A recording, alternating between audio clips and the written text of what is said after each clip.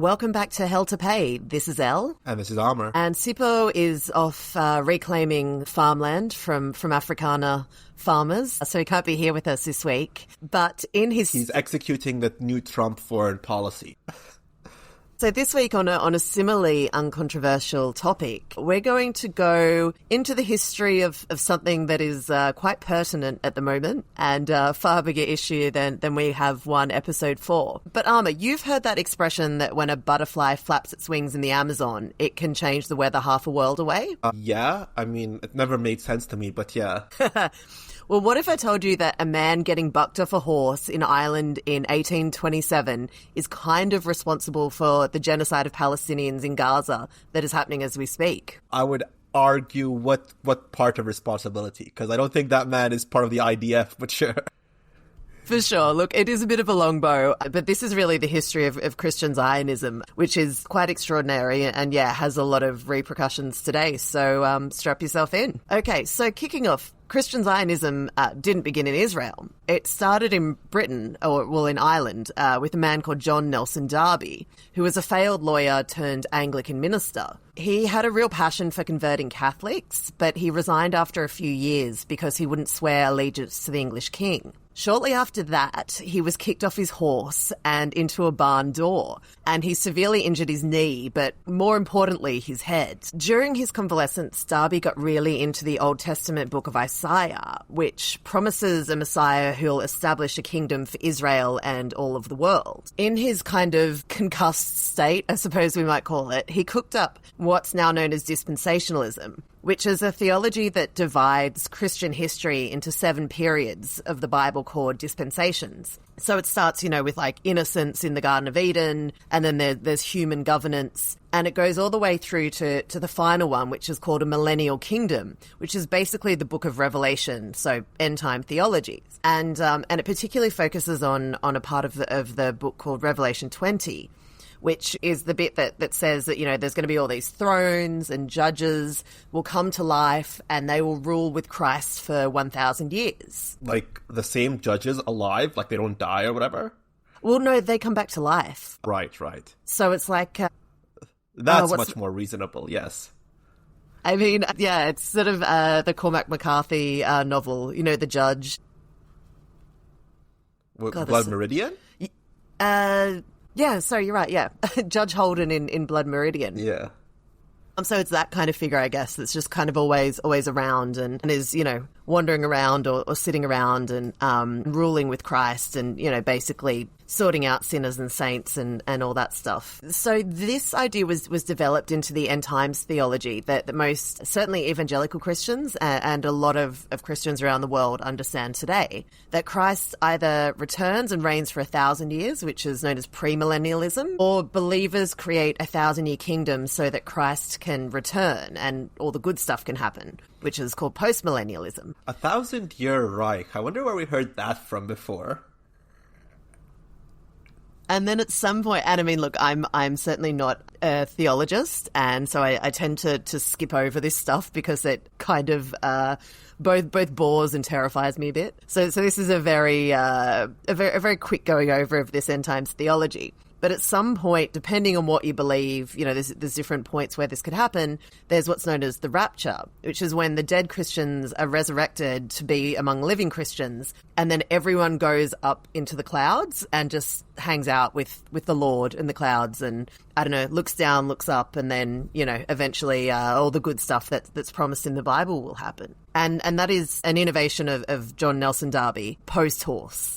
So as you can kind of see, you can see a bit of head trauma in this theology. And so there's some other things that he came up with as well. So there's the end times theology terms like tribulation, which is a 7-year period at the end of the 1,000-year kingdom where God gets to judge everyone. So Darby's theology really caught on, and British Protestants in particular began supporting his idea of Jewish restoration to Palestine, not out of solidarity with the Jews, but to help kickstart start Armageddon. Because basically, the whole idea of John Nelson Darby's theology is that the Jews need to be in the Holy Land to fulfill the prophecy of the Second Coming. So it's the early adherents of Christian Zionism, and I suppose you can even see it to this day, is kind of saying, like, we love the Jews, just not around here. So let's get them to the Holy Land so that Jesus can come back and save us. This is different from Messianic Christianity, right? Which I assume is a different thing. Yeah,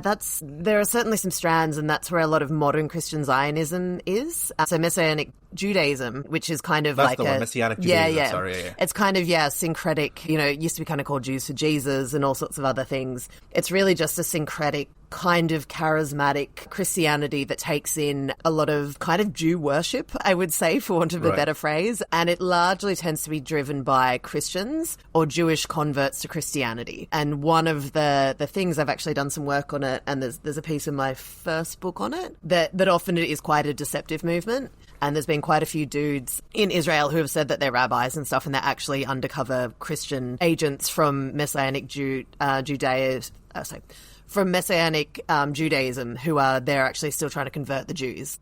Right, okay. So, Darby's travelled really widely around Europe promoting his ideas, and then the Americans got really into it too in the sort of turn of the 20th century. There was a popular edition of the Bible called the Schofield Bible, which was widely distributed, and it had this emphasis on Darby's end-time theology. And that's why it's, certainly in most Protestant circles, I would say, in the US, it's pretty much established doctrine now. Ultimately, I guess why this comes back to what's happening in Gaza today. And look, it is, it's still open to debate.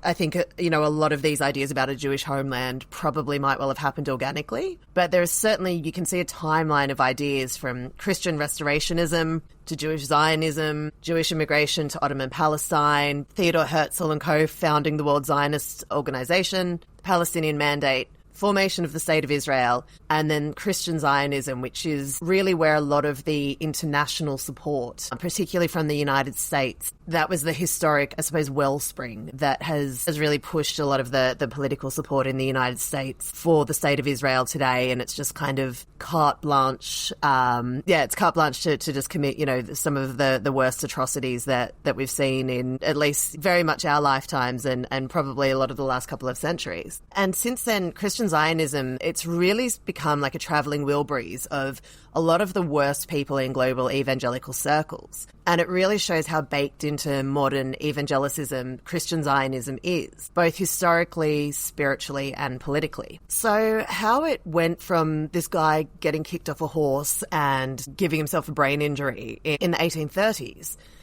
through to where we are now. It really came about.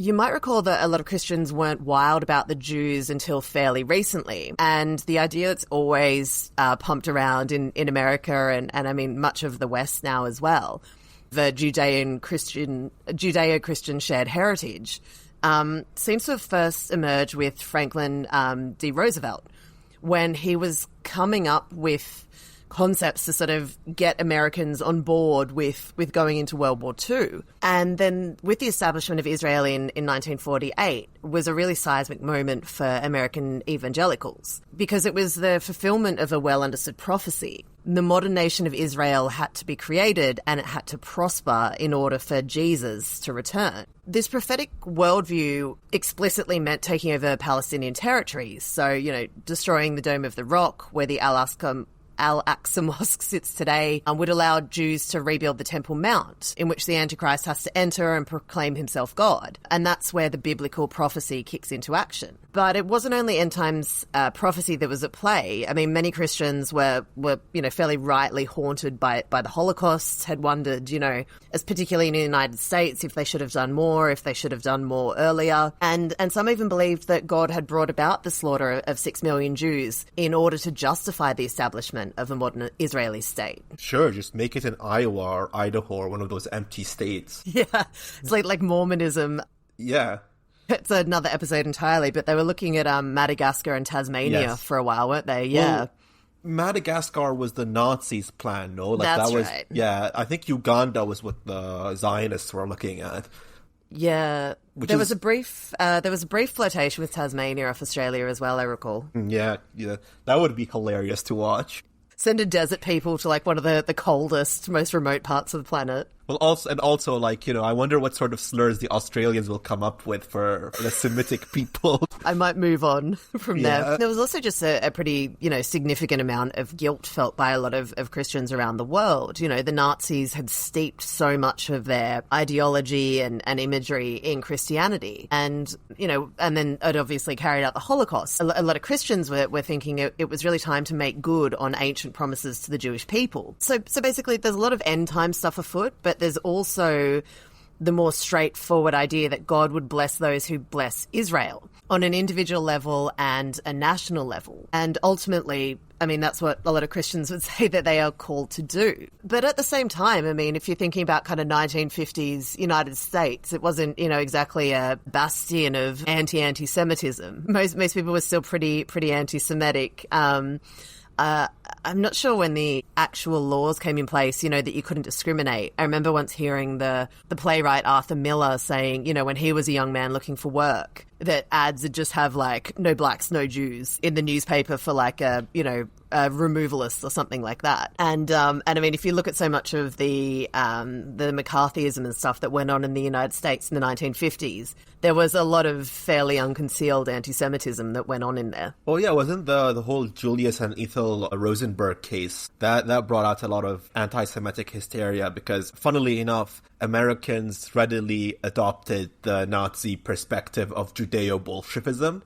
Like the idea that Jews were like all communists. Absolutely, yeah. And we'll talk a little bit more about that, but there's certainly still strains of that happening today, even among, people who would now be called philo-Semites. Yeah.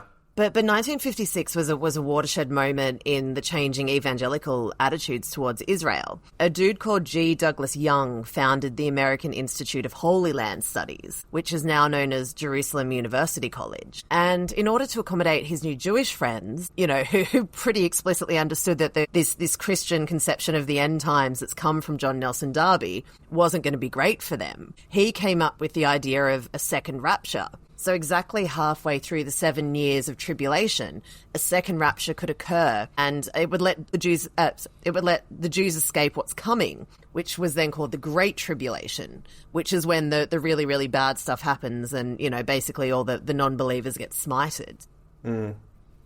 So it kind of became accepted in especially American sort of Christian theology that 3 things need to happen before the end times. The founding of Israel, along with the Israeli state being in control of Jerusalem. That's 2 of the 3. And the third being the rebuilding of the temple. And that's really what has brought on this hardcore Christian Zionism that has fueled so well with politics and particularly American politics. But, certainly see strains of it in, England, Germany, wherever you want to look. And that's why Trump moving the US embassy to Jerusalem from Tel Aviv was one of his first orders of business when he came into office in 2017. A couple of years later, he even explicitly told one of his rallies that that's for the evangelicals. And, even marveled that the evangelicals are more excited by that than the Jewish people. So as a side note, he's hilarious in general, one of the greatest posters of all time. But I do love his utter contempt for Christianity. All religions, but Christianity. He'll go up there and just wave a Bible and be like, "You guys like this, don't you? You like it, don't you, little piggies? You love this, don't you?" And they're all hooting and hollering, and he's like, "This is great." Yeah, remember when he signed the Bible as well? Which... That was awesome. That was so sick, man. That was so best to ever do it. Best to ever do it, honestly. Yeah, he really just has the perfect cadence of stand up as well. He just has that just completely melted by television brain. He just knows how to riff. The dude knows how to riff. And there was also, just one of the most seismic moments, I think, in just the modern conception of anti-Semitism and how it's perceived was when, I think it must have been at AIPAC, so the influential Israel lobby group. I think it might have been in 2017 or maybe even 2016. And Trump got up and spoke at that. And he just said, hey, I love doing deals just like you people. And like anyone else in the world, that would have sunk their political career. And it just went straight, like it just sailed straight through. And like he gets like a standing applause and like all these like Israeli. That's what I mean. Like he'll like sign a Bible and the Christians love him. He'll tell the Jews, you guys are great at doing deals, and they'll love him. Like he just can't be taken down like the way normal, like quote unquote normal politicians would be like taken down by like a gaffe or something. Like he'll just say off the dome and everyone's like, yes sir, more of that please. Excellent sir. Yeah, I mean, I think it's starting to catch on a bit that people realize that if you just have no shame, you can't be shamed. Yeah. It's just no one's very good at doing it like he is. Because people can sense when you're doing it, like people sense when DeSantis was doing it as a fake, right? Like a guy who's pretending to be another guy. Whereas with Trump, it's all coming off the dome straight. There's no pretense. There's no like, I need to look like this or sound like this. He's just like it's the when he had that CPAC thing and he comes out and just hugs a flag. Like any other politician does that. You're like, that's like cheap, that's quiche, that's awful, what's he doing? He hugs the flag and everyone's like, whoa, hell yeah, dude. And he's like, yeah, they love him. It's awesome. It's incredible. Yeah, and I think it's just also that, like you said, it's genuine that he does have no shame. Yeah. Like other people would feel at least a bit embarrassed or a bit weird about doing that. But yeah, I mean, if you just have no shame, no one can shame you. It's a great loophole. Yeah. Anyways, yeah, that was awesome. So just going back to 1950s sort of Cold War United States. So the concept of Judeo-Christian heritage became really useful in the Cold War. Getting evangelicals into the right-wing conservative political tent really happened after the Second World War and during the Cold War, because the godless communists had already been seen as having taken over Russia and China. And a lot of Arab nationalist governments were sort of more inclined to go with Russia or China, or Russia particularly, than to be involved in the West. And therefore Israel sort of became viewed as a strong and reliable partner in the region. And, this is obviously the region where all of this oil supply is coming from, that was just so important, particularly for American the American economy just taking off after World War II and becoming, really the leading global economy and the leading world power. And so Israel became sort of seen as a bulwark against encroaching communism, particularly on oil fields. And then Israel's victory in the 1967 war was quite a surprising outcome for many outside the region. And American evangelicals began to see it as providential. I feel like the surprise element of it is overstated. You have to understand as well, like, first of all, they attack the other countries first, disabled the air force of the Egyptians, and that's the whole other, conversation, as the failures of the Egyptian air force and the Egyptian army in general. I mean, fundamentally, it led to the, quote, I'm doing air quote, suicide of Abdul Hakim Aamer, who was the chief of staff under Nasser, the Minister of Defense and Chief of Staff, and the guy who took the fall for the lack of preparation. But I do think that, and I believe Elle and Aamer talks about it in 10 Myths About Israel. One of the biggest myths is the idea of Israel as an underdog. Because, in 67, they were armed to the teeth by the Americans. They had as good, if not better, an air force and equipment. And it was a peer-to-peer army, not like a ragtag group of guerrillas fighting a superpower by any means. Oh yeah, absolutely. And this is a very, very potted, quick history. We should at some point do much more of a deep dive, and I think this should be definitely led by you into the history of Israel and Palestine. I guess just the war in the United States, probably by lay people at least, was seen as very surprising. I guess, for starters, there was still sort of a lot of anti-Semitism around in the United States, and people just sort of thought these, feeble, bookish Jews wouldn't be able to get their shit together and fight, armies that were surrounding them. But also there was, the images of the Holocaust, these were seen as wretched people in rags, just, picking up the few belongings they had left and fleeing over to Israel. So I think the emergence and the funding and the power behind the Israeli state was something that wasn't really especially well reported on or understood in the United States. So I think people were The surprise in a lot of ordinary people, probably outside the government and the military, was quite genuine. And then obviously by the 1970s, when evangelical leaders were really coming into the tent, especially of the Republican Party, and were really starting to become the chest-thumping American patriots that we know today. And people like Jerry Falwell were really taking a keen interest in foreign policy. And of course, this is at the same time as the revolving door of lobbying for influence in Washington was really gaining pace. First, especially with things like Koreagate, when it was exposed just how much the Korean dictatorship was flat out bribing people in the United States Congress and Senate. And obviously, I mean, there were plenty of other countries that cottoned onto this pretty quickly too. And Israeli leaders were among them. And it obviously, by this time, worked out that America was their best bet when it came to their security. And they were just going to chuck almost everything they had into this relationship with the United States. And this is where I'm going to need to borrow you, Aamer, because we have we have Nixon tapes. We have Nixon tapes. I'm not saying that. I'm not doing it. I'm not. Okay. Speaking of cancellation. Oh, yeah, actually, God, yeah. Yeah, you'd probably never get into the United States if we have a recording of you. Well, famously, it was very smart of Israel to approach President Richard Nixon, famously a philo-Semite and someone who really likes their people. Absolutely. And so I just think it's obviously we're just huge fans of the Nixon tapes here, but I think it just really kind of goes to show like the cognitive dissonance that was going on at the time. And I mean, still is, I think, to many people today. So many people in the Republican Party were getting pretty big on Israel, but were still really weird about Jews. So in leaked tapes from 1972, there was a conversation between Billy Graham, who was, the leading Christian figure in the country at the time, really revered, and President Richard Nixon, who, this is pre-Watergate, so he was somewhat revered. Graham said that the Jewish, and I quote, stranglehold has got to be broken, and then said, all the country's going down the drain. And then he went on to say, I mean, not all the Jews, but a lot of Jews are great friends of mine. They swarm around me and are friendly to me because they know that I'm friendly with Israel. But I don't know how I really feel about what they're doing to this country. And I have no power, no way to handle them. But I would stand up if under proper circumstances. So he was really just highlighting the tropiness that was still really felt towards the Jewish people, but then kind of being like, this Israel project's kind of interesting.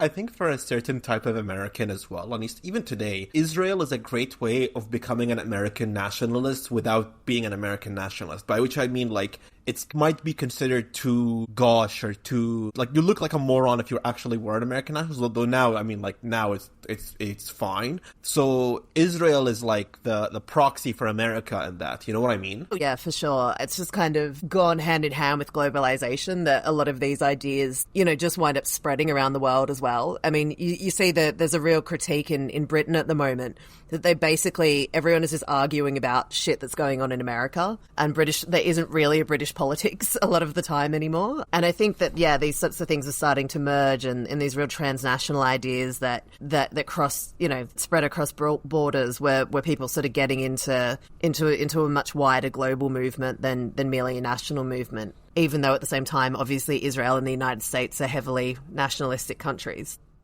Yeah, it's the irony of like the transnational and the national is very funny, but yeah. For sure. But then, I mean, Graham, just a year later when the Yom Kippur War happened, Graham was like fully in bed with Israel. He persuaded Nixon to provide an emergency airlift of arms, which is said to have helped turn the war in favor of Israel. Oh no, the war was always going to be in favor of Israel because Anwar Sadat was, if not an active traitor, then at the very least, like, deliberately inept to the point of like costing Egypt. Though I mean, Sadat explicitly said that his aim was to gain a limited victory, but to halt at the Sinai because he wanted to make a deal with Kissinger and these. Like during the entire war, Sadat was giving Kissinger information every day that Kissinger was then calling the Israelis and passing on that information. Like Yeah, well, one of the most evil people in Middle Eastern history, Anwar Sadat, but continue. Yeah, once again, I think that'd be a great episode for you to do, for sure. And then Graham's had a drive called Key 73 to convert people to Christianity. And for probably the first time, he said that his followers needed to leave Jews out. Like, don't try and convert them, let them do their own thing. And it was kind of a seemingly small gesture, but it was hugely controversial among evangelicals at the time. But it was quite a seminal moment because all sorts of other leaders began saying the same thing as well. And so then in the 1980s, Jerry Falwell, who kind of took over from Billy Graham as the preeminent evangelical figure in the country, he started a movement called the Moral Majority. And he took Billy Graham's lead about not trying to convert Jews, but then really helped to build it into a more robust vision of Christian Zionist foreign policy. And right when this was happening, up-and-coming Israeli political leaders, such as Benjamin Netanyahu in particular, started attending evangelical prayer breakfasts, which is normally where evangelicals sort of do their work in Washington. And, political leaders need to be seen, it's very hard often to turn down just a very simple request to come and pray with us. But this is how you could tell these people are evil, because they do all their work at breakfast time. Like, if you do your work before 11 a.m., you're outside the grace of God, as far as I'm concerned. Yeah, see, I'm a morning person. I'm not. I have that awful body clock. I think it's apparently Australians are the earliest risers in the world. So maybe we're evil too. Also the most evil people in the world, yes. So at these prayer breakfasts, Netanyahu was really instrumental in joining the lobbying effort and making, essentially an Israeli leader now has to campaign in America as well as in Israel. And, was ingratiating himself into the professional lobbyist network. No doubt there's, plenty of arms manufacturers and military leaders and things like that are really involved in this effort as well. And at the same time as all of this is happening, the new wave of Pentecostal charismatic evangelicals were really coming into prominence within the wider evangelical movement. And they had like a really super special interest in Israel, both as prophetic destiny and also in building transnational networks, which I go on about a lot, but Pentecostals and charismatics have just been so much better at it than everyone else, like even better than the Catholics. And so then you've got these new generation of charismatic preachers like Chuck Pierce, who starts a ministry called Glory of Zion, and promoted this idea that, you've got to dissolve the lines between races and faiths, particularly between Jew and Gentile. And whenever Christians use the word Gentile, I don't know, it always sounds very creepy. It does. It really does. And he came up with this philosophy that's known as one new man. And that's that Messianic Judaism that you were asking about earlier. That's one of the really big doctrines in One New Man. And look, to be honest, I've read it. I've watched a bazillion things. It's bullshit. It's just really one of those things. It's like trying to transplant a modern political idea onto very ancient religions. And, basically it's some guy saying, this is what I like and this is what I think, and now constructing this kind of, bizarre theology around it that isn't exactly necessary. And I mean, to this day, package tours of Israel are really big business, particularly, once again, in the Pentecostal charismatic communities. I know in 2016 alone, about 300,000 American evangelicals undertook a pilgrimage to Israel. They love calling it the...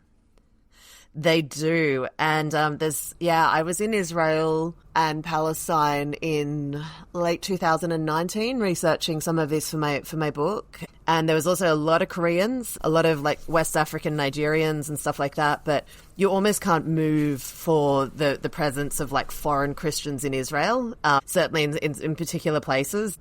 It's huge business over there.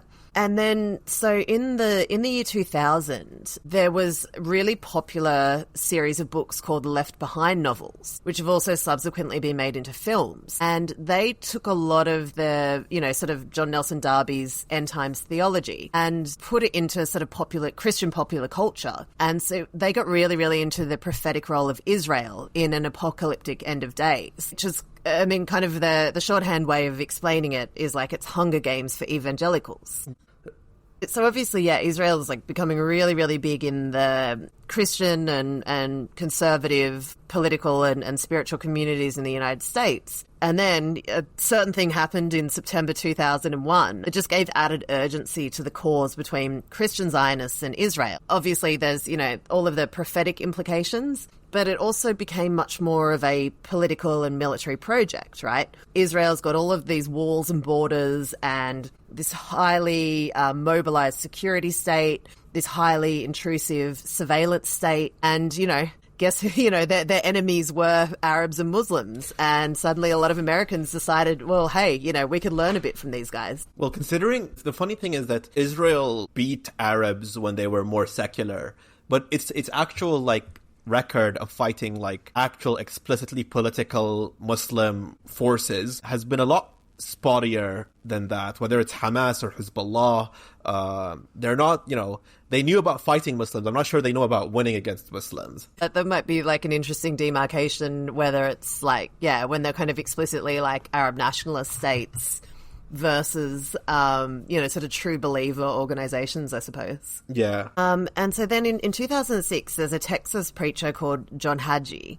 And once again, he's a Pentecostal charismatic dude. He founded a really powerful lobby group called Christians United for Israel, which today claims over 10 million members. And it was explicitly formed to lobby members of Congress about Christian Zionism. And since then, you're even seeing a lot of, traditional end times theology that John Nelson Darby brought through really shifting and moving to accommodate Christian Zionism. And I really think it all comes back to this early 2000s political moment. So now you'll see, a lot of Christians used to really argue about pre or post-millennial eschatology, but now they just have this idea of victorious eschatology, which is a really optimistic view of the end times. And it says Satan won't come down and take over because the time of tribulation, which they now understand to have been the Holocaust, has already been and gone.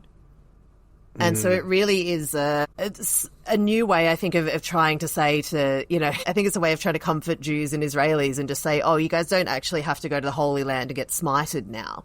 You've already been through all the hard shit for us. We owe you one, and everything's going to be fine when Christ comes back. So where we're at now, most of the, I guess you'd say most sort of evangelical American foot soldiers see the Israel prophecy as more of a vibe than necessarily about nuts and bolts of eschatology. But vibe is certainly very, very strongly that the priority of American Christians is to stand with Jewish people. And it is slightly out of date now, but there was actually a study in 2015 from the University of Maryland, which found that evangelical attitudes towards Israel account for most of the Republican Party's support for Israel. So basically, without evangelicals, Republican attitudes on Israel look a lot like the rest of America. That said, I would like to know, I think we would probably need to see that survey done again now after October 7, because, and I think, some of it's regional, New York Democrats are probably going to have very strong views towards Israel that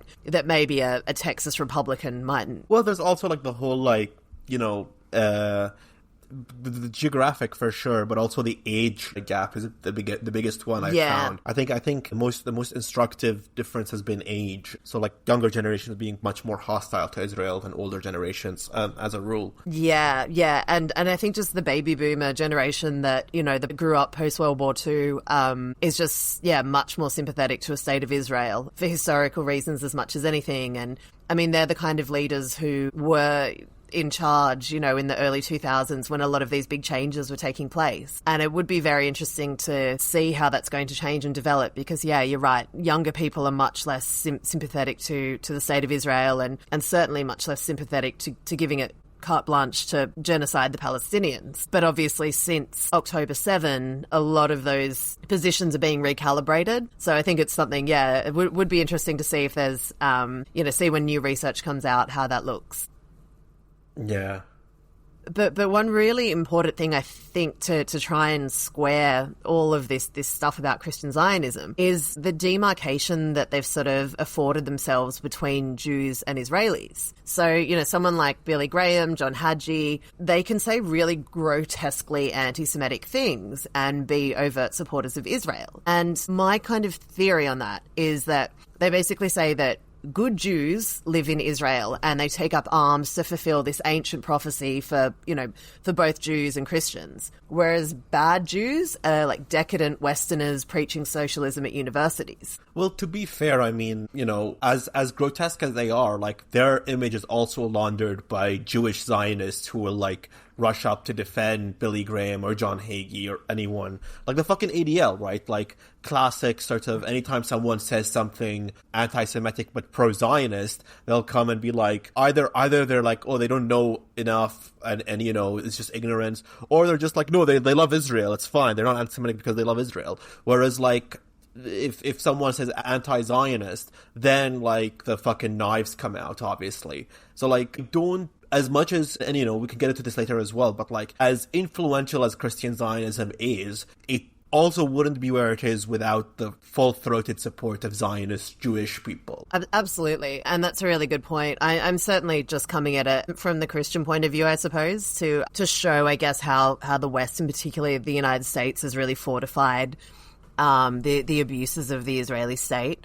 But yeah, you're absolutely right. And now it's like, it's coming back to a lot of these leaders in spades. Like you said, they can say some, very bizarre and very anti-Semitic things and just get immediate cover by being supporters of Israel. So one thing that I found instructive, so when I was in Israel and Palestine in late 2019, do you remember how Jerry Seinfeld, like, went on an IDF kind of fantasy camp and kind of got semi-cancelled? Yeah. So I happened to be there, like, a month or two after that happened. So I went and did the same fantasy camp. And so it was in the West Bank settlement of Gush Etzion, which, forgive my pronunciation as always. And it was with a tour group of Western evangelicals, mostly from the US. There was a couple of Australians as well. And so, you're doing this camp with, like, handsome IDF guys, and they just give you, like, wooden guns to shoot. They pretend that, like, a Muslim terrorist has taken over a marketplace and this is how you do it. And it's just, it was the most comically stupid thing, because it's just like all these overweight Americans who are like 70, and they couldn't even, like, they just had to give us wooden guns and, like, make them leap over like a cup. They couldn't even, like, get over the tires, like, without their knees and stuff going. So they were like, okay, just run 5 meters over there and kind of tap the end of the wall and come back. And it was just so pathetically the whole thing. And I mean, even at one point, the IDF guy is like, why would a bunch of Americans come to Israel to shoot guns? You can just shoot them at home. Yeah, I mean, it's the hatred of the Arab, right? That's the thing they want to be. Oh, exactly. Yeah. And I mean, that was the joke. That, it was this worshipping this militarized state with the walls and the borders. Remember, this is after Trump's border wall stuff. These guys, like, go up to the, walls, between Israel and Palestine, and just, look admiringly at them and go, oh, this is what we should do with the Mexicans. Well, it's not even just this is what we should do with the Mexicans. It's something I've thought about recently. Something I think Umberto Eco mentioned as one of his, like, definitions of fascism is, like, instead of fighting to live, you live to fight. Like, the militarized state with the walls isn't the means, it's the end. Yeah. We want to live in the society of being permanently besieged and at war, not because we are besieged and at war, nor is it because we're going to war to defend something more idealistic or more noble or whatever. It's no, war is the end in and of itself. We have to fight all the time because fighting is good. It's why these fucking pigs love watching shit like Starship Troopers or like Warhammer shit and being like, this is good actually. We need to live in a society like this. It's good to live in a society where, your objective in life is to get recruited so you could, like, go and kill, quote unquote, the bugs, whatever the bugs may be at any given moment. Yeah. And it's death drive. Absolutely. And when you think about the military industrial complexes in both the United States and Israel, that, something like what's happening at the moment, it's a showroom.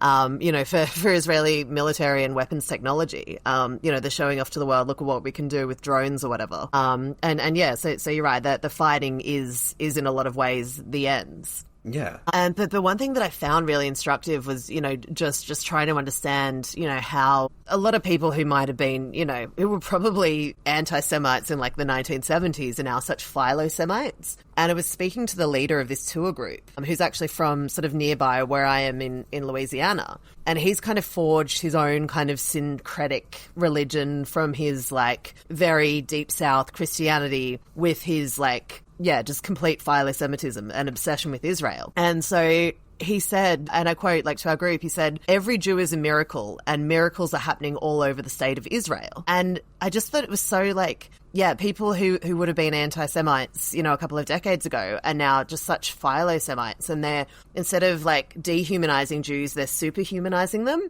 which is still kind of creepy in their own way. It's these super soldiers. It's the meme of the Hank from Breaking Bad, like, Jews are magic, frowning face. Jews are magic, smiley face. Absolutely, It reminds me of the thing, you know how the Nazis sent the Japanese, the elders of the protocol of the Elders of Zion, as a way to, like, inculcate anti-Semitism among the imperial Japanese elite. And the Japanese read it and they're like, these guys are great, they're magic, we should bring them here to run the banks. What do you mean? What do you mean they can, like, create all sorts of profit and usury? More of them, please, bring them all here. Why not? Yeah. So they got the whole thing sorted out. Yeah.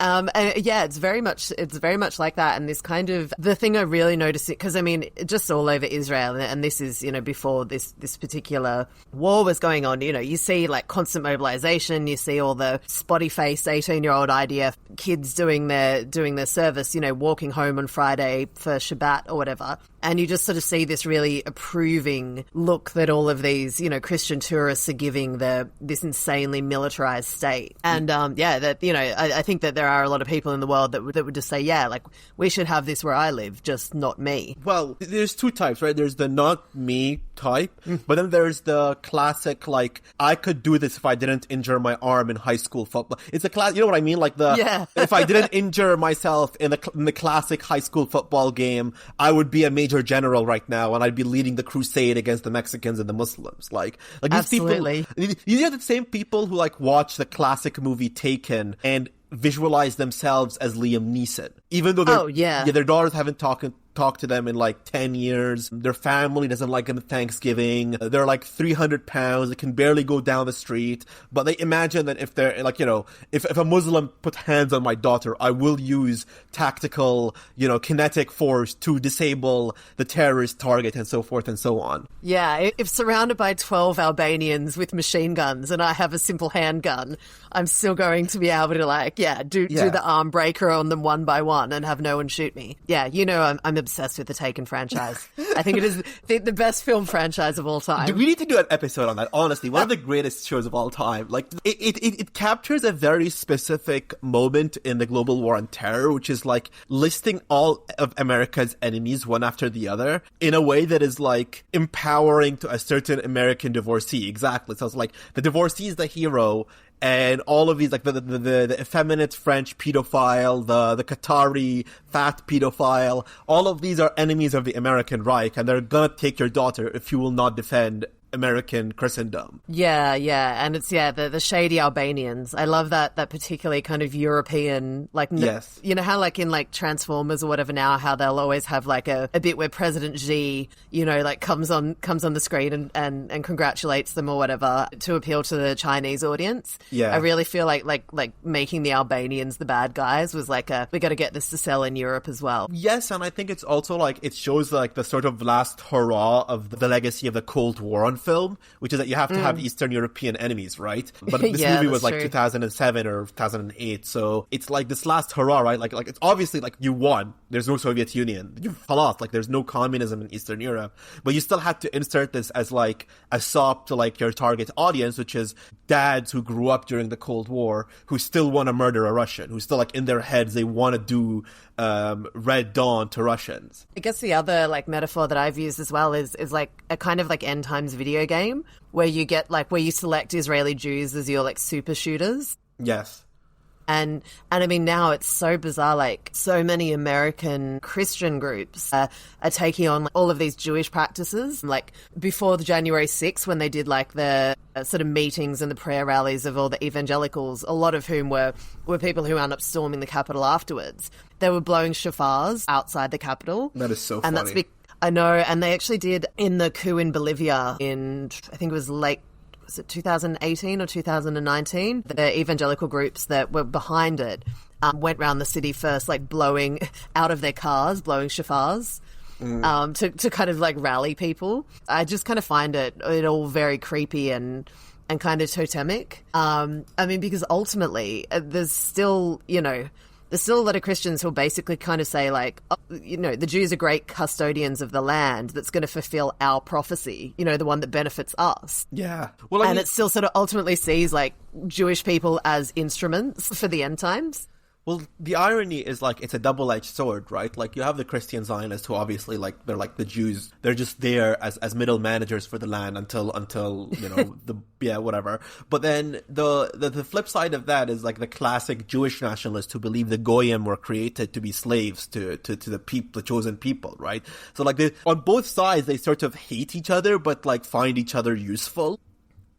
Yeah. It's insane, and obviously, it's all united by global war on terror, hatred of the Arab, settler colonial projects, and the need to have a settler colonial project. But also, it is ideological because, like, whatever fiscal advantages a settler colony has, after a while it becomes more of a drain to its metropole than a boon, right? Like, that's why at the end of the day the French pulled back from Algeria, and obviously the insurgency was part of it, right? But at the same time, and this is just me because I've been reading Arguri Emmanuel a lot recently as part of this book club I'm in. But one of his contentions is that settler colonies are actually not profitable in the capitalist sense. So they require ideological loyalty more than anything, which is, going back to this, like, Christian Zionism and Judaic Zionism, such as they exist, are very important, not just because of, like, the voting demographics and so forth, but also because they help maintain support for the entity beyond its, like, whatever fiscal and military benefits it can offer, because it doesn't offer that many, right? Like, you're spending more money on it than you're getting. It loses more wars than it wins, and it's constantly at a stage of total mobilization. So you need to subsidize its fucking mobilization when it happens. So I don't know. It's hard to explain this within the frameworks of, generally speaking, of capitalism. Yeah, well, I guess it's the spiritual realm that it suppresses doubt as well, because you've got to think, traditionally, Israeli society is, like, very well educated, generally fairly upwardly mobile, and there's only so long that the people are going to send their kids, that have law degrees and computer engineers or whatever off to fight a war. There's only, like, so long, I think, that you can maintain that, and especially with the total dominance that we are seeing at the moment, they're going to say, well, is there any point in us dying when we can do whatever we want? We don't really need to maintain this full state of mobilization. Obviously the leaders would want to, but I just wonder when there's going to get to a point where just average Israelis are saying, hang on, why the fuck are we still doing this? I disagree with that. I think Israeli society has been mobilized to such an extent psychologically and socially that, like, they're more than happy to be constantly mobilized. I look at like the rates of not desertion, but of, like, conscientious objection, which I think is more important than desertion. Yeah, because desertion is, like, you could do it for a number of reasons. You could just be lazy. Yeah.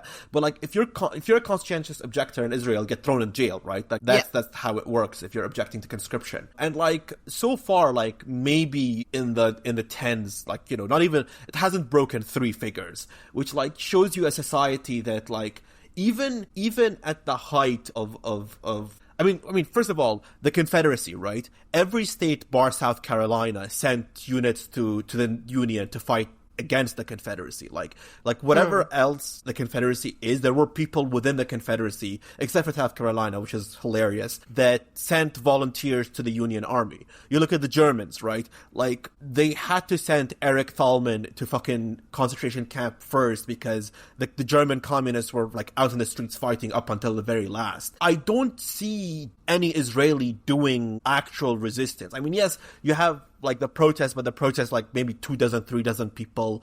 And then you have the much bigger protests, which are basically protests that are like, you're not killing enough Palestinians fast enough.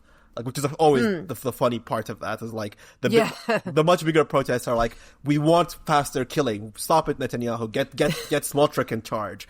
Yeah. Put the meat grinder control into high. Yeah, like, keep pressing the button. More bombs, please. But, like, it's just Israeli society is so deranged to me that, like, whenever someone is like, well, obviously there's anti-Zionist people or whatever, and that's fine. I've seen the rabbis who get, like, beaten up. Those, like, what do they call them? Yesudei Karta or whatever? Karta. You know what I'm talking about, right? No. It's the ones who are like ultra-Orthodox, the ultra-Orthodox who show up to Palestine protests because they're anti-Israel because of some biblical thing where they're like, we can't have Israel because God made us like, you know. Yep. Yeah. So those protests, and they get beaten up by the Israeli police and whatever, and they reject conscription and so forth. But then if you look at like the actual Israeli society, how many attacks have happened against Israeli military or police forces by Israelis, not by Hamas or Palestine, by Israelis? That's the question. Yeah. Oh, yeah, that's very true. And I think, you know, if anything is going to happen, it's like going to be a Reichstag fire kind of moment. Oh, yeah. I mean, on one hand, I imagine Netanyahu would love some like random anti-Zionist Jew to like do an attack, because that just means they could just lock down society or martial law forever and so forth. But yeah, I mean, that's my problem with Israeli society is like, where's your resistance to this? Because it's being done in your name, right? Like the comparison often made is like to ISIS, right? But that's a false comparison, because the people that ultimately defeated ISIS on the ground were other Muslim forces. The Popular Mobilization Units in Iraq and YPG in Syria, both of which were Muslim. So like, if this is being done in your name, where is the resistance on a military and logistic level? Not just the protests, but like actual like units of mutiny or even fragging their commanders. That's what I was going to say. Yeah, even like, where's the fragging? Yeah. I mean, yeah, I totally get your point. I guess I'm just was wondering, and I was sort of projecting forward a bit, is there going to be a time, and I mean, maybe this is just solved by just the sheer propaganda that's going on in Israel. Is there going to be a time where this stops feeling so existential? And when people do say, well, yeah, hang on, you know, why is the economy on complete war footing? Kids with law degrees having to go off and fight when they, you know, would just rather be having an email job. But yeah, that is stirring forward. Do they rather have an email job?